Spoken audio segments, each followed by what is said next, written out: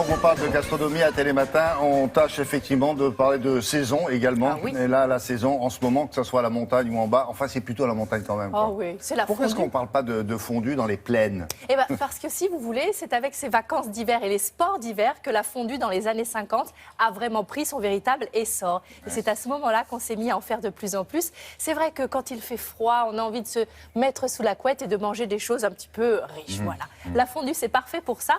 Je vais vous proposer cette semaine 3 fondues différentes. La traditionnelle savoyarde, l'incontournable. Ensuite, on fera une fondue qui est un mixte d'une fondue suisse et d'une fondue française. On mettra 2 types de fromage à l'intérieur. Et on terminera avec une fondue un petit peu plus originale qui est la fondue au brie. Ça, on n'aurait peut-être pas l'idée de faire fondre son brie et de le faire en fondue pour le coup. Mais C'est le même principe que oui, les autres, c'est exactement le même principe, mais à chaque fois, je vais vous donner quelques petites infos et petites astuces en plus. Voilà, pour la fondue traditionnelle savoyarde, il vous faut, on fait le point avec les ingrédients. Alors, on a choisi de mettre du Beaufort, du Comté, de la tome de Savoie, un petit reblochon, de la fécule de maïs évidemment, du kirsch, de l'ail, du vin blanc de Savoie de préférence et du pain. Ah bah oui, il faut quand même ce qu'il faut. Ah bah attendez. C'est la fondue traditionnelle, c'est pas n'importe quoi. Hein. Alors tout commence par l'ail, vous le savez. On va éplucher sa gousse d'ail, crac, l'écraser vigoureusement. Et ensuite, on va frotter le caclon pour vraiment l'imprégner de l'odeur de l'ail. le petit truc... Ah non, j'enlève toujours le germe. Même pour frotter mon caclon, je l'enlève systématiquement. C'est un réflexe parce qu'après, pour la digestion, c'est pas bien du tout. Le vin blanc de Savoie, je vais le faire chauffer dans ce caclon. Et ensuite, c'est là que nous mettrons les fromages. Alors, pendant que ça chauffe, on va les couper, ces fromages. Donc, on a choisi pour cette recette de mettre du Beaufort, du Comté, de la tome de Savoie. On aurait très bien pu choisir d'autres fromages, ceux que vous préférez, il n'y a aucun problème. Ce sont des fromages à pâte pressée cuite.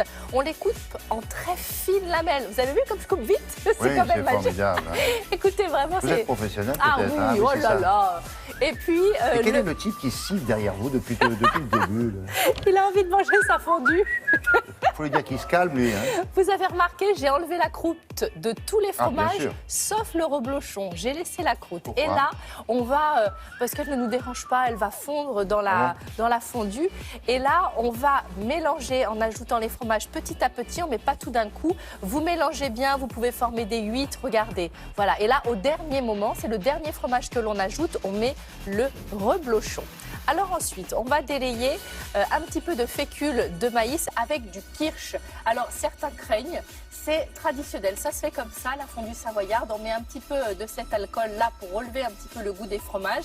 Certains rajoutent aussi du bicarbonate dans la fondue pour améliorer la digestion des fromages. C'est vrai que c'est un petit peu lourd. Et puis que serait une fondue sans petit crouton de pain à faire évidemment sécher? C'est mieux de les faire la veille pour qu'ils aient le temps un petit peu de durcir, histoire de ne pas les perdre au fond de la fondue, parce que là, vous savez que vous êtes bon pour un gage.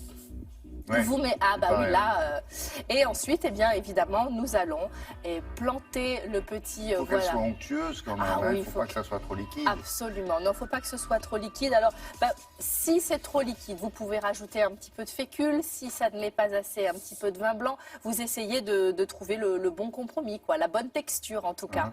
Et donc, on plante son petit pain et on le lève et on déguste. Avec de la salade verte, bien sûr, des petits cornichons, des oignons blancs, voilà, ça se déguste comme ça. C'est copieux, hein? Ah bah oui, et entre amis. Ça tient bien. Ah, ça je vous le cache pas, c'est oui, c'est bien, Bon. c'est énergétique. Merci beaucoup.